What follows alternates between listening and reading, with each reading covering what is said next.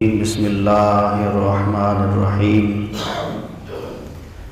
آج ہم یہ سنیں گے کہ کن چیزوں کی وجہ سے انسان روزہ چھوڑ سکتا ہے اور کون سے ایسے افراد ہیں جن پر روزہ رکھنا لازم نہیں ہے، پھر وہ اس کے بدلے میں کیا کریں گے۔ سب سے پہلا مسئلہ یہ یاد رکھیں، قرآن مجید کے اندر اللہ رب العالمین نے ارشاد فرمایا فَمَنْ كَانَ مِنْكُمْ مَرِيضًا أَوْ عَلَى سَفَرٍ فَعِدَّةٌ مِّنْ أَيَّامٍ أُخَرَ، کہ جب تم میں سے کوئی شخص مریض ہو یا وہ سفر کی حالت میں ہو تو پھر وہ دوسرے دنوں میں ان روزوں کی گنتی کو پورا کریں گے۔ اب مرض کی بہت ساری صورتیں ہیں، بہت ساری اس کی تفصیلات ہیں۔ مثال کے طور پر اگر کسی کو ایسی بیماری لاحق ہو گئی کہ جس کے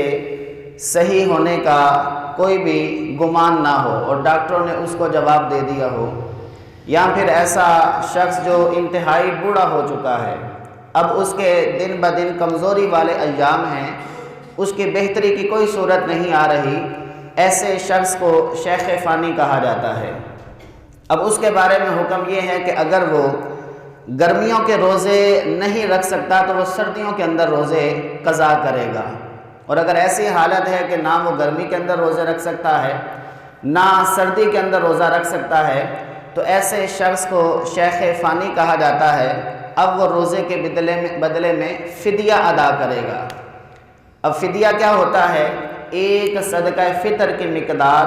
وہ کسی مسکین کو رقم دے دے یا کسی مسکین کو 2 وقت کا کھانا کھلا دے گا ایک روزے کے بدلے میں۔ اب صدقہ فطر کی رقم کتنی بنتی ہے؟ 2 کلو گندم یا اس کا آٹا یا اس کی رقم وہ دے دے 80 گرام کم۔ اگر 2 کلو ہی دے دے تو یہ زیادہ نہیں، تو اس کی مقدار اگر وہ فدیہ دے دے گا اللہ کی بارگاہ میں اور مسکین کو اتنی رقم پیش کر دیتا ہے تو گویا کہ اس کا یہ فدیہ ادا ہو گیا۔ یہ مسئلہ صرف شیخ فانی کے لیے ہے، لیکن اگر کوئی شخص بیمار ہے تو ظاہر ہے اس کے تندرست ہونے کی کوئی نہ کوئی امید کی جا سکتی ہے کہ اگر وہ گرمیوں کے اندر بیمار ہے تو ہو سکتا ہے 1 ماہ بعد ٹھیک ہو جائے، 2 ماہ بعد ٹھیک ہو جائے، تو جب وہ تندرست ہوگا وہ اپنے روزوں کی قضا کر لے گا۔ اسی طرح اگر کوئی عورت حاملہ ہے اور اس کے لیے مشکلات پیش آ رہی ہیں تو اس کے لیے بھی اجازت ہے کہ وہ ان دنوں کے اندر روزے چھوڑ سکتی ہے، بعد کے اندر ان کی قضا کرنا اس پر لازم ہے۔ اسی طرح اگر کوئی عورت بچے کو دودھ پلا رہی ہے اور وہ یہ سمجھتی ہے کہ روزہ رکھنے کی وجہ سے مجھے کمزوری ہو جائے گی اور میری جان پر بن جائے گی، تو اس عورت کو بھی اجازت دی گئی ہے کہ وہ ان ایام کے اندر روزہ نہ رکھے، بعد کے اندر ان روزوں کی وہ قضا کر لے گی۔ اسی طرح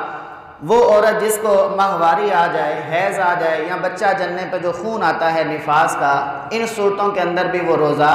نہیں رکھے گی، بلکہ اگر روزے کے دوران ہی خون جاری ہو جاتا ہے تو گویا کہ وہ روزہ اس کا فاسد ہو گیا، اب وہ روزہ اس پر لازم نہ رہا۔ لیکن یہ یاد رکھیے گا بعد کے ایام جب تندرستی والے ایام اس کے آ جائیں گے، ان ایام کے اندر یہ عورت اپنے روزوں کی قضا پوری کرے گی۔ لیکن اگر عورت حیض کی حالت میں ہے تو اس سے نمازیں معاف کر دی گئی ہیں، نمازوں کی قضا بالکل نہیں ہے، بعد کے ایام میں بھی صرف روزوں کی قضا ایسی عورت کرے گی۔ اسی طرح اگر کوئی شخص ایسا بیمار ہے کہ آج کے دن صرف بیماری ہے تو اب آج کے دن کا وہ روزہ چھوڑ دے، اگلے پورے روزے ماہ رمضان کے پورے کر لے، جو اس کا روزہ رہ گیا بعد کے اندر وہ جا کر اس کی قضا کر سکتا ہے۔ باقی وہ جو روایت بیان کی گئی کہ اگر کوئی شخص بغیر کسی مجبورے کے ماہ رمضان کا ایک روزہ بھی چھوڑ دے اور بعد کے اندر وہ ساری زندگی بھی روزے رکھتا رہے تو اس ایک روزے کے برابر وہ درجے کو نہیں پا سکتا۔ یہ اس کے لیے ہے جو بلا وجہ روزہ چھوڑ دیتا ہے۔ ہاں اگر صحیح مجبوری ہے، کوئی ایسی بیماری لاحق ہو گئی، اگر اس سے روزہ رہ گیا تو اس کے بارے میں یہ وعید طاری نہیں ہوگی۔ اور اسی آیت کریمہ کے اندر دوسری جو شک بیان کی گئی کہ اگر تم میں سے کوئی سفر کی حالت میں ہو تو وہ بھی روزہ چھوڑ سکتا ہے۔ لیکن آج کل آپ سمجھتے ہیں کہ سفر کتنا آسان بنا دیا گیا، موٹر وے بن گئی اور بسیں اس انداز سے بنا دی گئیں، اگر اپنی گاڑی کی سہولت ہے تو بھی یہ آسانیاں میسر ہیں روزہ رکھ لینا بہتر ہے، لیکن چونکہ شریعت نے رخصت دی ہے اگر انسان سفر کی حالت میں روزہ نہ بھی رکھے تو اس پر کوئی لازم نہیں ہے، بعد کے اندر اس کو قضا کر سکتا ہے۔ لیکن اس میں بعض لوگ ایک چیز میں غلطی کر جاتے ہیں۔ مثال کے طور پہ آج کسی نے صبح 7 بجے سفر کرنا ہے یا 8 بجے سفر کرنا ہے، اس نے جانا ہے جی ملتان جانا ہے، فیصل آباد جانا ہے، سفر کی مقدار بھی بن رہی ہے 92 کلومیٹر سے زیادہ ہے، لیکن چونکہ سحری کا وقت تو 4:35 پہ ختم ہو گیا، سحری کی حالت میں یعنی اس آخری وقت میں جو صبح صادق شروع ہونے سے قبل کا ہے اس پر روزہ لازم ہو گیا، اس پر روزہ رکھنا بالکل ضروری ہے، کیونکہ سفر تو اس کا 7 بجے یا 6 بجے سحری کے بعد شروع ہونا ہے، گویا کہ وہ شرعی مسافر نہیں ہے۔ جب وہ شرعی مسافر نہیں ہے تو اس کو روزہ چھوڑنے کی اجازت نہیں ہے بلکہ وہ روزہ رکھے گا۔ جس مسافر کا قرآن مجید کے اندر بیان کیا گیا یا احادیث کے اندر بیان کیا گیا کہ وہ روزہ چھوڑ سکتا ہے، وہ تب ہے جب سحری کا وقت سفر کی حالت میں گزر رہا ہو۔ کوئی یہاں سے سفر کر کے صبح سحری کے وقت 3 بجے نکل گیا،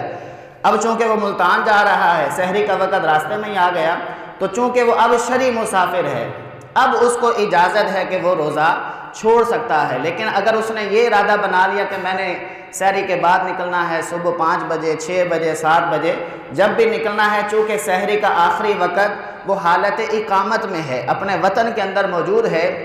اس پر روزہ رکھنا بالکل لازم ہے۔ اسی طرح اگر کوئی شخص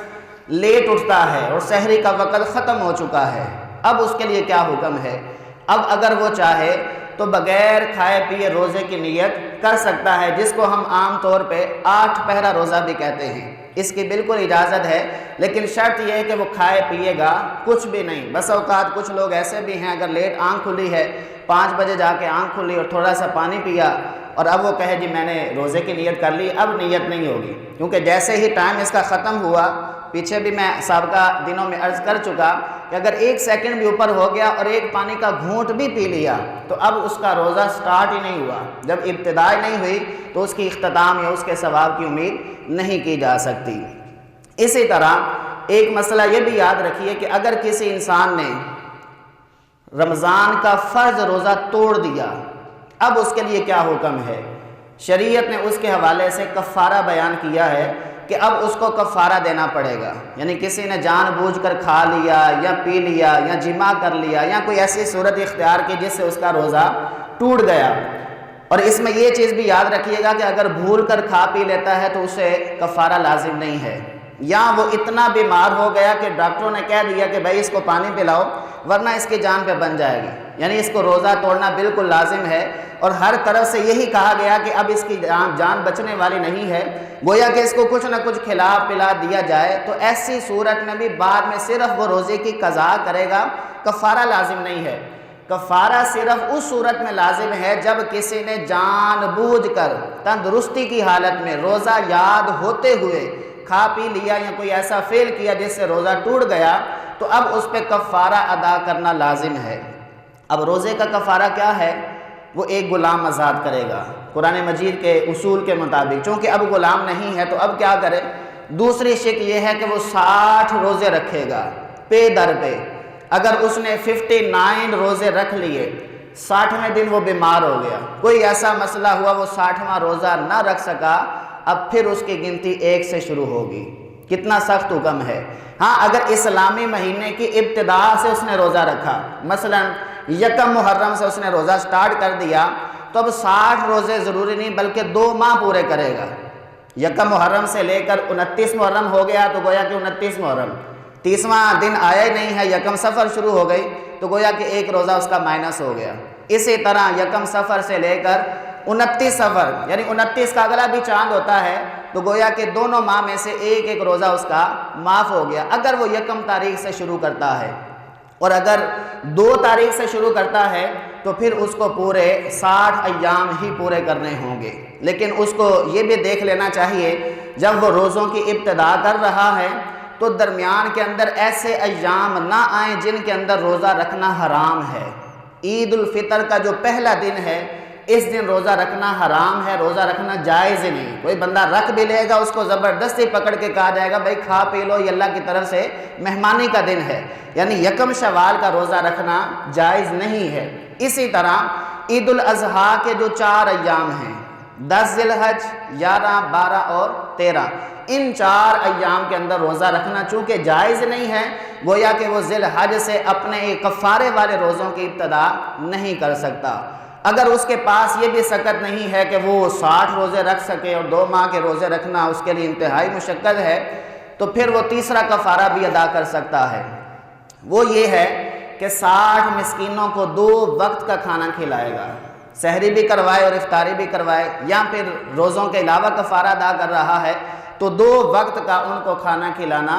ضروری ہے۔ اور اگر وہ یہ سمجھتا ہے کہ 2 وقت کا کھانا کھلانا بھی میرے لیے آزمائش ہے، تو اس کے بدلے میں فقہا نے یہ بھی لکھا ہے کہ وہ 60 مسکینوں کو 60 صدقہ فطر پیش کر دے۔ ایک صدقہ فطر کی مقدار جو ابھی میں نے بیان کی، 2 کلو آٹے کے حساب سے یا گندم کے حساب سے، چاہے وہ آٹا دے دے، گندم دے دے، یا پھر اس کی وہ رقم پیش کر دے، 320 روپے تقریباً بنتی ہے کہ وہ 60 مسکینوں کو 60 صدقہ فطر دے دے، یعنی 60 افراد کو ایک فرد کو وہ 320 روپے کر کے دے دے، یا 2 کلو آٹا دے دے۔ لیکن اس میں یہ یاد رکھیے، ایک ہی مسکین کو 60 صدقے فطر نہ دیے جائیں۔ اس کے اندر حکم یہ بیان ہوا کہ 60 مسکینوں کو دینا ہے اور ایک کر کے صدقہ فطر دینا ہے۔ ویسے زکوٰۃ کے اندر تو یہ حکم مطلق ہے کہ آپ ایک ہی غریب کو ساری زکوٰۃ دے سکتے ہیں، ایک ہی فقیر کو دے سکتے ہیں، مسکین کو دے سکتے ہیں، لیکن یہاں جو کفارے کا بیان ہے اس کے اندر فقہا نے اس کی وضاحت یہ فرمائی کہ 60 مسکینوں کو ہی اس کے 60 جو فدیے ہیں وہ ادا کرنے پڑیں گے۔ امید ہے یہ سارے مسائل ہمیں سمجھ آ گئے ہوں گے۔ اللہ تعالیٰ کی بارگاہ میں دعا ہے ان کے مطابق ہمیں اپنی زندگی گزارنے کی توفیق عطا فرمائے۔